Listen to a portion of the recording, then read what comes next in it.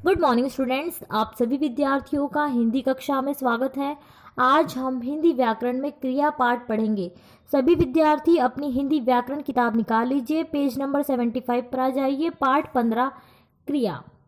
सभी विद्यार्थी चित्र ध्यान से देखिए, पढ़िए और समझिए। नीलम खाना खा रही है, विनीत मैदान में दौड़ता है, अध्यापिका बच्चों को पढ़ा रही है।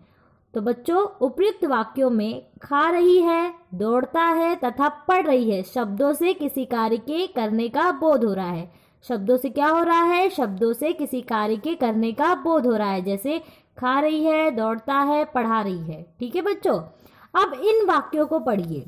सूरज निकल रहा है, वर्षा हो रही है, फूल खिल रहे हैं। तो बच्चों, इन वाक्यों में निकल रहा है, हो रही है, खिल रहे हैं से किसी कार्य के होने का बोध हो रहा है। जिन शब्दों से कार्य के करने या होने का बोध हो उन्हें क्रिया कहते हैं। क्रिया किसे कहते हैं? वे शब्द जिनसे किसी न किसी कार्य के होने या करने का पता चले उन्हें क्रिया कहते हैं। संसार की सभी भाषाओं में क्रिया का विशेष महत्व है, क्योंकि क्रिया के बिना कोई भी वाक्य पूरा नहीं होता। वैसे तो पढ़ना, लिखना, दौड़ना, खाना आदि ये सब क्या है? क्रियाएं हैं, परंतु जब इनका वाक्यों में प्रयोग होता है तब इनका रूप लिंग वचन कारक की दृष्टि से परिवर्तित हो जाता है। आइए उदाहरण के रूप में देखते हैं। खेलना, विशाल फुटबॉल खेलता है। लिखना, प्राची पेंसिल से लिखती है। दौड़ना, घोड़ा तेज दौड़ता है। खाना, तोता मिर्च खाता है। तो बच्चों, उदाहरण में आपने क्या देखा? जब इन शब्दों का वाक्यों में प्रयोग होता है तब इनका रूप लिंग वचन कारक की दृष्टि से परिवर्तित हो जाता है। ठीक है बच्चों। धातु, क्रिया का मूल रूप। प्रत्येक क्रिया का एक मूल रूप होता है जिसे धातु कहा जाता है। प्रत्येक क्रिया का क्या होता है? प्रत्येक क्रिया का एक मूल रूप होता है जिसे क्या कहा जाता है? जिसे धातु कहा जाता है। लिंग, काल और वचन के कारण इनके रूप में परिवर्तन आता रहता है। धातु के साथ ना प्रत्यय लगाकर क्रिया शब्द बनाया जाता है। धातु के साथ क्या लगाकर क्रिया शब्द बनाया जाता है? धातु के साथ ना प्रत्यय लगाकर क्रिया शब्द बनाया जाता है। जाग, उठ, बैठ, पढ़, लिख, हंस आदि क्रिया के मूल धातु रूप है। क्रिया के मूल धातु रूप कौन से हैं? जाग, उठ, बैठ, पढ़, लिख, हंस, ये सब क्या है? क्रिया के मूल धातु रूप। और इनके साथ ना प्रत्यय लगाने पर इनके रूप निम्नलिखित होंगे। जैसे जाग के साथ, जाग क्या है? धातु रूप, और उनके साथ क्या लगा दिया जा रहा है? उनके साथ ना प्रत्यय लगा दिया जा रहा है, जिससे कौन सा क्रिया शब्द बनेगा? जागना। उठ क्या है? उठ धातु रूप है, और उसके साथ क्या लगाया जा रहा है? उसके साथ ना प्रत्यय लगाया जा रहा है, तो कौन सा क्रिया शब्द बनेगा? उठना। बैठ क्या है? धातु रूप, और उसके साथ क्या प्रत्यय लगाया जा रहा है? ना, तो बैठना। बैठना क्या है? क्रिया शब्द। इस तरह से ना प्रत्यय लगा देने पर क्रिया शब्द बनाया जाता है। जैसे पढ़ क्या है? धातु रूप, और उसके साथ ना प्रत्यय लगा देने पर कौन सा शब्द बन रहा है? पढ़ना। लिख क्या है? धातु रूप, ना प्रत्यय लगा देने पर कौन सा क्रिया शब्द बन रहा है? लिखना। हंस क्या है? धातु रूप, ना प्रत्यय लगा देने पर कौन सा क्रिया शब्द बन रहा है? हंसना। तो बच्चों, यहाँ पर जाग, उठ, बैठ, पढ़, लिख, हंस, ये सब क्या है? धातु रूप, और इनके साथ क्या लगा दिया गया है? ना प्रत्यय लगा दिया गया है, जिससे कौन से क्रिया शब्द बना? जागना, उठना, बैठना, पढ़ना, लिखना, हंसना, ये सब क्या है? क्रिया शब्द। किससे बना? ना प्रत्यय लगा देने से क्या बना? क्रिया शब्द बना। ठीक है बच्चों। क्रिया के भेद। क्रिया के कितने भेद होते हैं? क्रिया के 2 भेद होते हैं। क्रिया को कितने भागों में बांटा गया है? क्रिया को 2 भागों में बांटा गया है। पहला है कर्म के आधार पर, दूसरा है प्रयोग के आधार पर। कर्म के आधार पर क्रिया के भेद। कर्म के आधार पर क्रिया के कितने भेद हैं? कर्म के आधार पर क्रिया के 2 भेद हैं। पहला है सकर्मक क्रिया, दूसरा है अकर्मक क्रिया। तो कर्म के आधार पर क्रिया के जो 2 भेद किए गए हैं, उसमें से जो पहला पॉइंट है सकर्मक क्रिया, सबसे पहले हम सकर्मक क्रिया के बारे में पढ़ेंगे। सकर्मक क्रिया, जिन क्रियाओं का फल कर्ता को छोड़कर कर्म पर पड़ता है वे सकर्मक क्रिया कहलाती हैं। सकर्मक क्रिया किसे कहते हैं? जिन क्रियाओं का फल कर्ता को छोड़कर कर्म पर पड़ता है वे सकर्मक क्रिया कहलाती हैं। जैसे संजय बाजार में घूम रहा है, माताजी खाना पका रही हैं, किसान हल चला रहा है, मदारी बंदर नचा रहा है। तो बच्चों उपयुक्त वाक्यों में घूम रहा है, पका रही है, चला रहा है तथा नचा रहा है क्रियाएं सकर्मक क्रियाएं हैं, क्योंकि बाजार, खाना, हल तथा बंदर इनके कर्म हैं। इनके कर्म क्या है? बाजार, खाना, हल, बंदर, ये सब क्या है? इनकी क्रियाएं हैं। ठीक है बच्चों, सकर्मक क्रिया की पहचान कैसे किया जाता है, आइए देखते हैं। क्रिया के साथ क्या, किस और किसको प्रश्न करने पर यदि उत्तर उचित मिले वह सकर्मक क्रिया कहलाएंगी। जैसे नेहा पुस्तक पढ़ती है, प्रश्न क्या है? क्या पढ़ती है? उत्तर मिला पुस्तक। दूसरा वाक्य, भारत मैच जीतेगा, प्रश्न क्या जीतेगा? उत्तर मैच। अतः ये क्या है? ये सकर्मक क्रियाएं। सकर्मक क्रिया के भेद।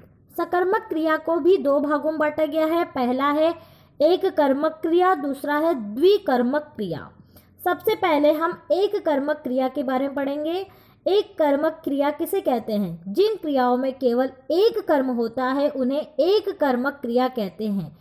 उदाहरण देख लेते हैं। चपरासी घंटी बजाता है, मनु फूल तोड़ रही है। उपयुक्त वाक्यों में घंटी और फूल क्रिया के एकमात्र कर्म है, अतः ये एक कर्मक क्रियाएं हैं। द्विकर्मक क्रिया। द्विकर्मक क्रिया किसे कहते हैं? जिन सकर्मक क्रियाओं के साथ दो कर्म होते हैं उन्हें द्विकर्मक क्रिया कहते हैं। जैसे माता बच्चे को दूध पिलाती है, महिला ने भिखारी को खाना दिया। उपयुक्त वाक्यों में बच्चे व दूध तथा भिखारी और खाना दो दो कर्म हैं, अतः ये द्विकर्मक क्रियाएं हैं। ठीक है बच्चों, अब हम कर्म के आधार पर क्रिया के जो दो भेद थे उसमें से हमने सकर्मक क्रिया के बारे में पढ़ा। अब हम दूसरा पॉइंट जो अकर्मक क्रिया है उसके बारे में पढ़ने जा रहे हैं। अकर्मक क्रिया। अकर्मक क्रिया किसे कहते हैं? जिन क्रियाओं के साथ कर्म नहीं लगा होता है तथा क्रिया का फल कर्ता पर ही पड़ता है उन्हें अकर्मक क्रिया कहते हैं। अकर्मक क्रिया किसे कहते हैं? जिन क्रियाओं के साथ कर्म नहीं लगा होता है तथा क्रिया का फल कर्ता पर ही पड़ता है उन्हें अकर्मक क्रिया कहते हैं। जैसे गीता रो रही है, वह खेल रहा है, बालक सो रहा है, लड़की लिख रही है।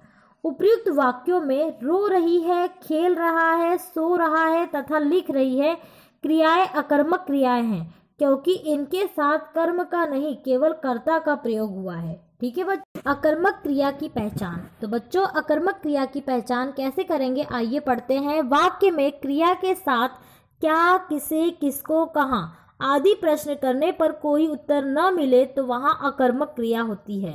जैसे उदाहरण के रूप में देख लेते हैं। बच्चा रो रहा है, क्या रो रहा है? प्रश्न करने पर क्या रो रहा है? जवाब कोई नहीं मिल रहा है, अतः रो रहा है क्या है?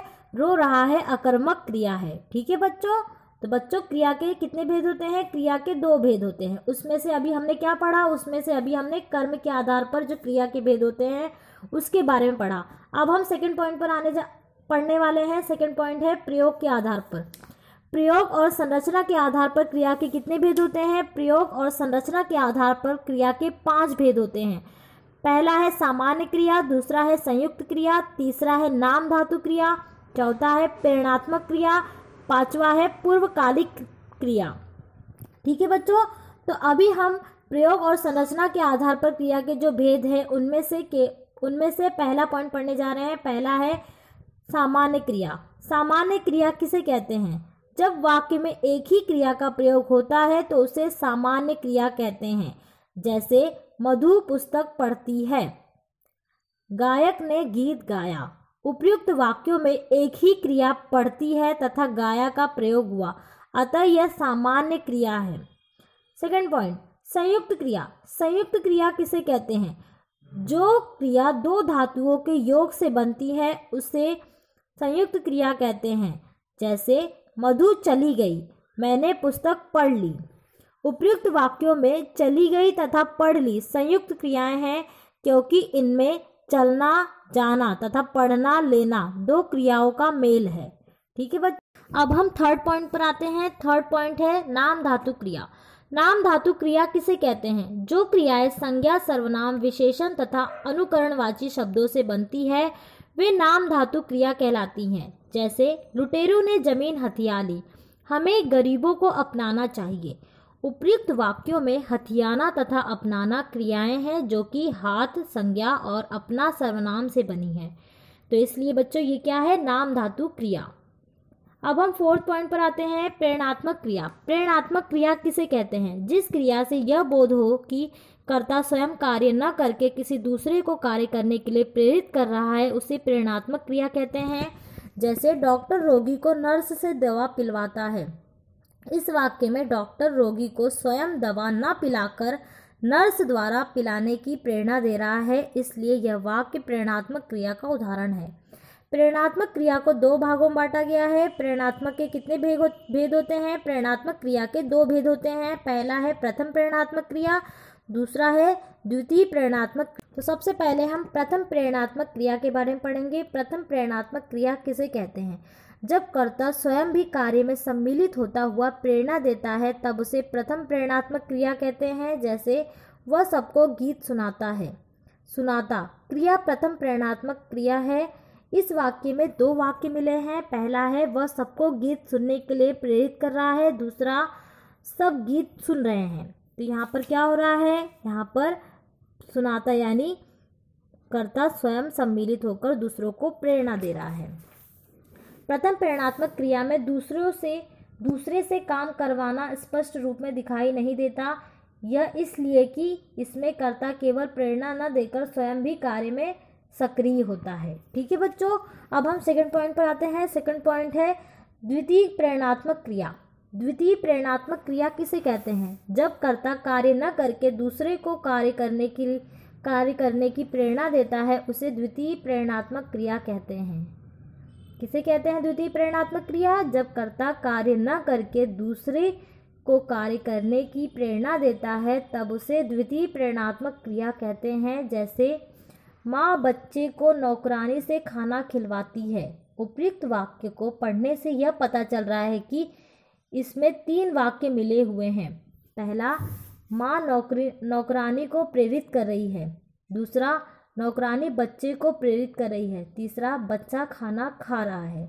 द्वितीय प्रेरणात्मक क्रिया में 3 वाक्य के स्थान पर 2 वाक्य भी होते हैं। जैसे अध्यापक छात्र से पुस्तक पढ़वा रहा है। इस वाक्य में केवल 2 वाक्य जुड़े हैं। पहला, अध्यापक छात्र को प्रेरित कर रहा है, दूसरा, छात्र पुस्तक पढ़ रहा है। तो बच्चों, द्वितीय प्रेरणात्मक क्रिया में क्या होता है? जब कर्ता कार्य न करके दूसरे को कार्य करने की प्रेरणा देता है तो उसे द्वितीय प्रेरणात्मक क्रिया कहते हैं। ठीक है बच्चों, अब हम 5th पॉइंट पर आते हैं। 5th पॉइंट है पूर्वकालिक क्रिया। पूर्वकालिक क्रिया किसे कहते हैं? किसी वाक्य में मुख्य क्रिया से पहले होने वाली क्रिया पूर्वकालिक क्रिया कहलाती है। जैसे बच्चा दूध पीकर सो गया, वह पढ़कर चला गया। उपयुक्त वाक्यों में पीकर तथा पढ़कर शब्द पूर्वकालिक क्रियाएं हैं क्योंकि ये मुख्य क्रियाएं हैं। क्रमशः सो गया तथा चला गया से पहले हो रही है। ठीक है बच्चों, तो पूर्वकालिक क्रिया किसे कहते हैं? किसी वाक्य में मुख्य क्रिया से पहले होने वाली क्रिया पूर्वकालिक क्रिया है। ठीक है बच्चों, तो बच्चों आज हमने क्रिया पाठ पढ़ा। इसी के आधार पर आपको असाइनमेंट दिया जाएगा जिसे पूर्ण करके आपको कल शाम 5 बजे से पहले जमा करना होगा। धन्यवाद।